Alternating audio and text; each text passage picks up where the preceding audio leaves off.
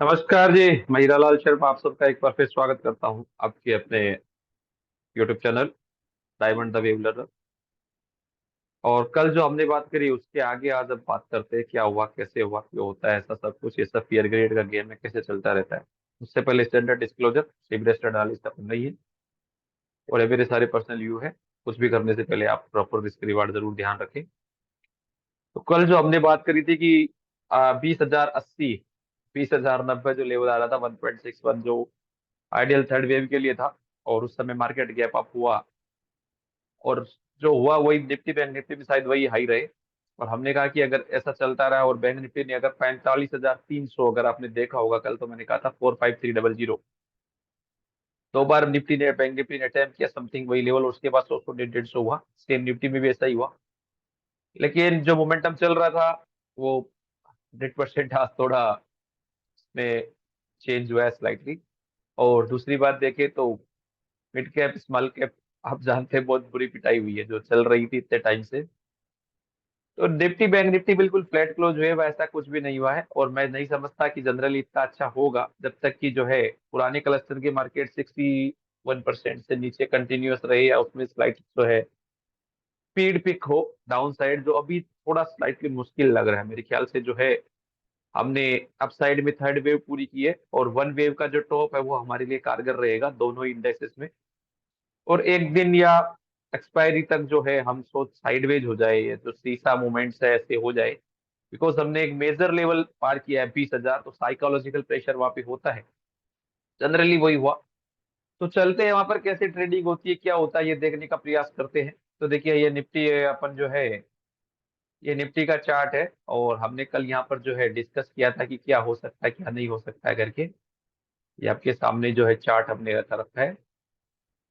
और ये जो है आप जैसे देख पा रहे हैं कि हमने जो है इसको मार्क किया था कुछ ऐसे।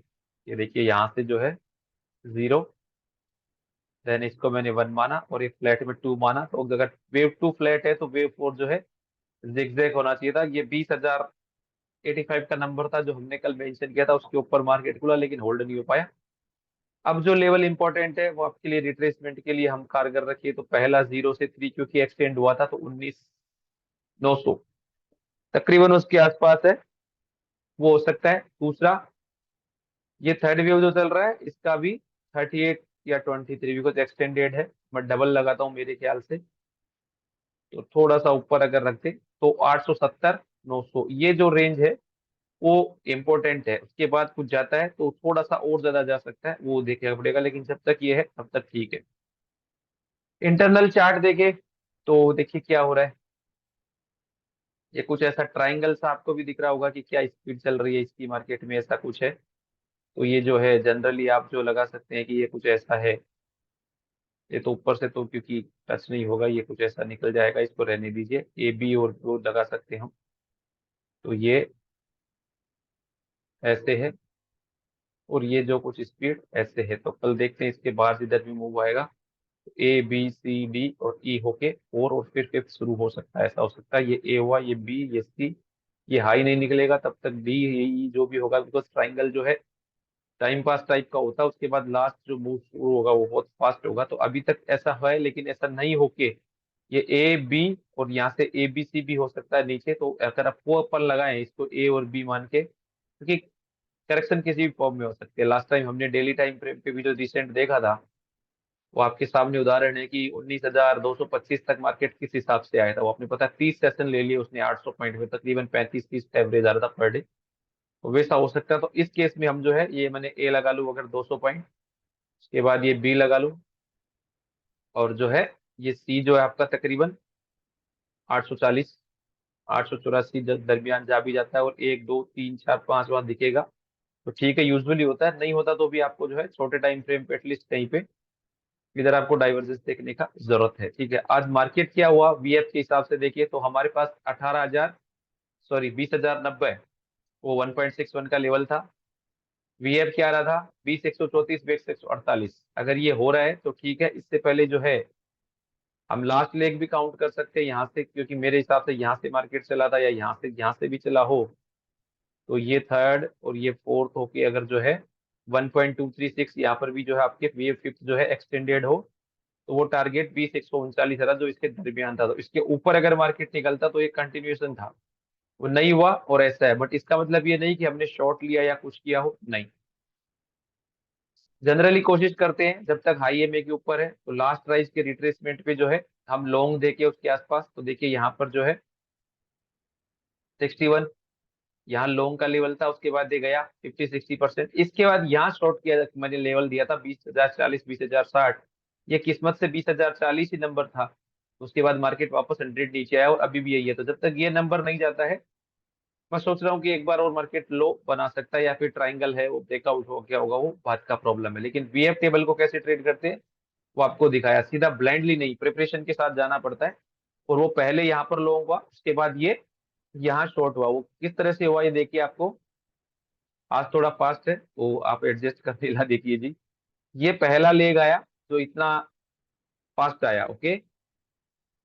ये जो जो भी आया 200 पॉइंट आ गए इसमें। इसके बाद अगर 1 2 3 4 5 बनना है ना, तो ये कुछ ऐसे जो है ना, यहाँ से जो मूव चल रहा है, ये हमने ए, ये बी, और ये जो सी 3 मान ली, ये 4, तो ये ऐसा था, लेकिन 1 में नहीं आना चाहिए था। दूसरा इसमें क्या फर्क पड़ता है, थर्ड और सी, ये बहुत कम लोग बताते हैं, ऐसा सब कुछ है स्पेशल, आप इस पे ध्यान दीजिए मैं जो बताना चाह रहा हूँ।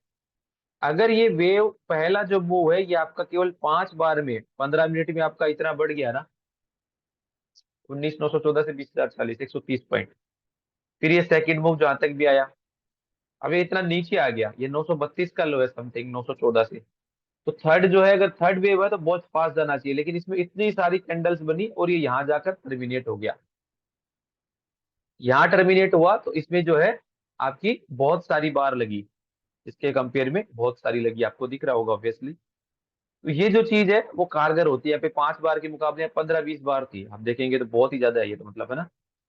दूसरा इसका जो है स्लो चल रही है, तो आप इसको 1 लगाइए इधर से। मल्टीपल रिट्रेसमेंट कैसे काम करती है एग्जैक्ट आ रहा है, ये कोई जादू नहीं है, ये कुछ नहीं, कैलकुलेशन है, प्राइस एक्शन के साथ साइकोलॉजी के साथ मिलाना होता है।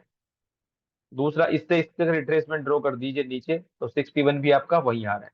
यहाँ से दोनों से गया, ये आपके लिए लो रिस्क रिवार्ड था, और आपको 20,070 समथिंग स्टॉप लॉस रखना था। जो मैंने 60 दिया था वो ये कैलकुलेशन दिया था, आप भी कर सकते हैं। और ऐसा चलता है, उसके बाद 100 आया, प्रॉफिट बुक कर लीजिए, कुछ भी तरह से हेज करिए। जितना रिवार्ड, स्टॉप लॉस आपका 30 था तो 100 जा रहा है तो लेना चाहिए, ऑब्वियसली है। 90 100 तो है, वो एक कुछ तो को करना ही चाहिए। उसके बाद ऐसा चलता है। देन बैंक निफ्टी में भी सेम वही सिनेरियो था, हमने बात करी यहाँ से, ये कुछ ऐसा था।